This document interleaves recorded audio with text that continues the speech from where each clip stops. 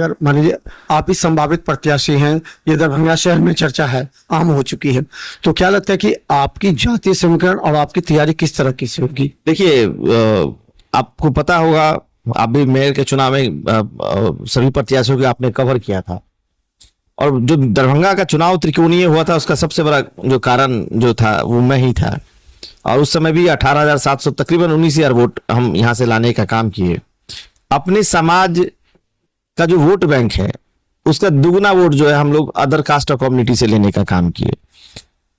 मेरी जो अपनी व्यक्तिगत छवि है जिस समाज के लोगों के बीच में,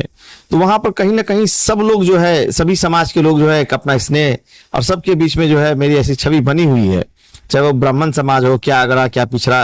क्या बड़ा, क्या छोटा, तो सभी लोगों के साथ में मेरा एक व्यक्तिगत संबंध है। और वो चीज कहीं ना कहीं उसका लाभ मुझे मेयर के चुनाव में मिला, और वो उसका ही लाभ मुझे आने वाले समय में यदि पार्टी मुझे प्रत्याशी बनाती है तो निश्चित तौर पे हम लोग वहां भी जो है उसका बेनिफिट लेने के लिए हम लोग कामयाब होंगे।